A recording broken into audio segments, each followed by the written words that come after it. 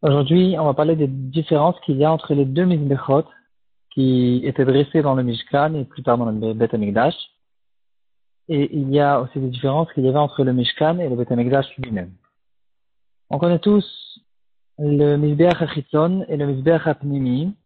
Il y avait un Mizbeach qui se trouvait dans le Chater, à l'extérieur, et il y avait un Mizbeach qui se trouvait à l'intérieur. Les deux, ils portent le même nom, mais il y avait des grandes différences entre les deux, et que ce soit dans la forme, dans la matière, et dans leur but aussi. Qu'est-ce qu'on faisait là-dessus? Moshe Rabbeinu, déjà, on retrouve dans la Torah, il a eu l'ordonnance de construire deux Mizbeach. Le premier Mizbeach, la cité est un Mizbeach à Teshitim, tu feras un Mizbeach de bois de cèdre, Vetipita Otonechochet, qui sera recouvert de cuivre. Le deuxième Mizbeach, la cité un Mizbeach Mikta Aktoret, Vetipita Oto Zahav Taor.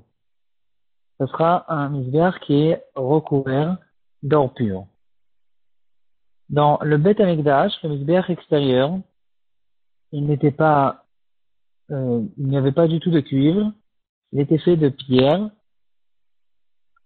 et le Mizbeach intérieur, il était aussi, c'était lui le même, c'était un Mizbeach Azab. Donc, on reprend. Dans le Mishkan, il y avait deux Mizbechot, dans le Beth Amikdash, il y avait deux Mizbechot, et il y avait dans les deux, un à l'intérieur, un à l'extérieur. Mais il y avait quand même une différence en ce qui concerne le Mizbeach HaChitzon. Le Mizbeach extérieur du Mishkan, il était en cuivre et recouvert de cuivre.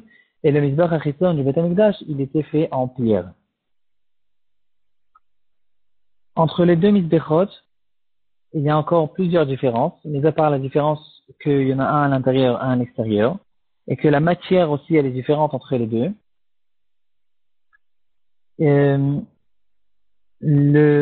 Le service qu'on faisait sur ces Mizbechot, il était très différent. Le Mizbeach HaNechoshet, ou bien le Mizbeach de pierre qui était dans le Beth Amikdash, là-dessus on faisait tous les korbanot. C'est-à-dire, le korban Ola, le korban Tamid du matin et du soir, et en fait, de manière générale, tous les korbanot, ils étaient approchés sur ce Mizbeach. On montait, on approchait les différentes parties du korban, les parties qui vont être brûlées. Korban Ola, c'est tout le korban. Dans les autres korbanot, c'est certaines parties. Et sur les coins et les murs de ce Mizbeach, on faisait la zrika, le lancement du sang. Sur le Mizbeach Hazav, on ne faisait pas du tout de korbanot.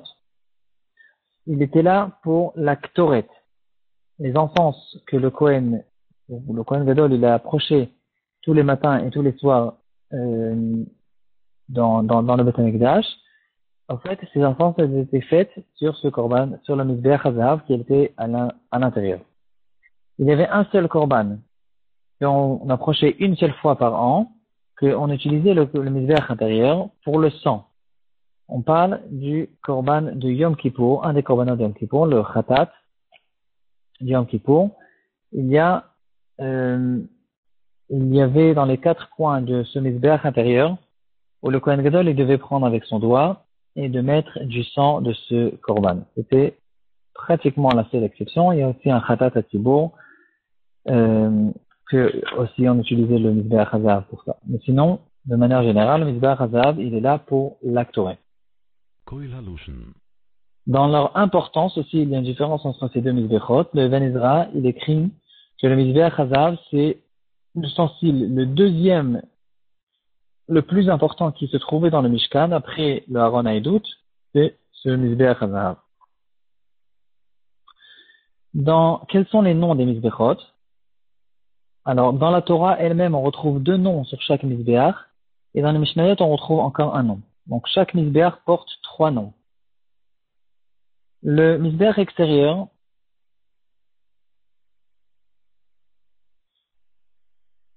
il est appelé par la Torah Mizbeach HaNechoshet, ou bien Mizbeach HaOla.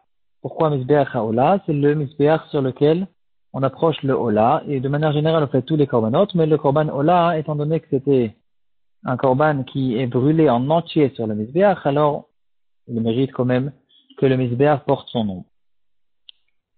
Dans les Chachamim, dans les Mishnayot, on retrouve dans Masechet Yoma Perek He qu'il est surnommé Mizbeach HaChiton, tout simplement à cause du fait qu'il se trouve à l'extérieur.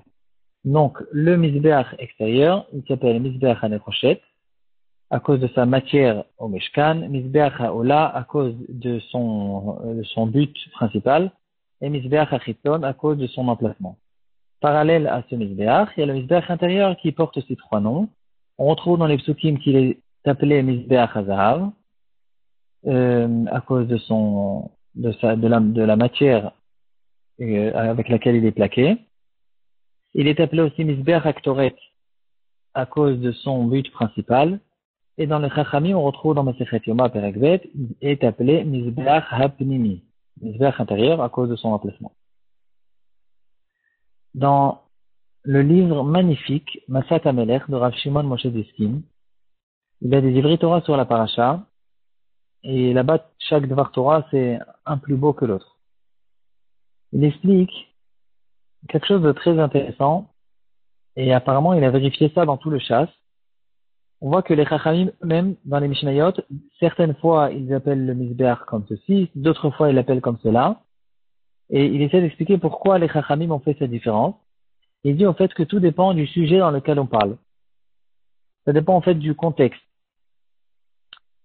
Si on parle par exemple de Masechet Chagiga, la Mishnah elle parle des différents ustensiles du Beth Amikdash, qu'on a besoin de rentrer dans le mikvé si on craint qu'ils sont devenus tmeim. Alors c'est écrit là-bas, Kol hakelim sheyu b'mikdash, tous les ustensiles qui se trouvaient dans le mikdash, on devait les tremper dans le mikvé avant les régaler, si je ne me trompe pas. Mis à part le Mizbeach HaZahav et le Mizbeach HaNechoshet. Ici, les Mizbeachot sont surnommés avec leur matière. Mipnei Shem Kekarka, ils ne sont pas Mekablim Touma parce qu'ils sont considérés comme de la terre. En tout cas, ici, ils sont surnommés par leur matière. Pourquoi? Parce que puisqu'on parle d'une halakha qui concerne Touma Vetahara, donc on s'attendait que le Mizbeach soit Mekabel Touma à cause du fait que c'est un ustensile qui porte une matière qui a la possibilité de recevoir la Touma. Et c'est pour ça qu'on accentue sa matière pour ramener le chidouche que quand même, ces Mizbechot ne sont pas du tout considérés comme des ustensiles, ils sont considérés comme de la terre et donc ils ne sont pas Mekablim Touma. Dans d'autres endroits, on parle par exemple de la mitzvah de Zrikat Adam sur le Mizbeach et on essaye de déterminer l'emplacement exact dans quel coin on va lancer tel et tel sang de tel et tel korban. Alors ici, les Mizbechot sont surnommés dans la Mishnah en fonction de leur emplacement. Mizbeach HaChiton, Mizbeach HaPnimi, intérieur et extérieur. Pourquoi?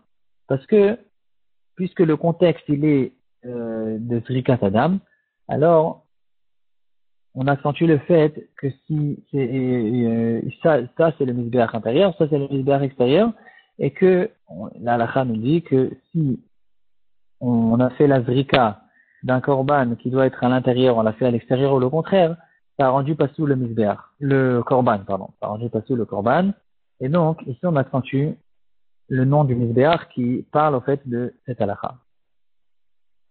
On va finir par quelque chose d'intéressant, le Rikanati, un des Mefarshim sur la Torah.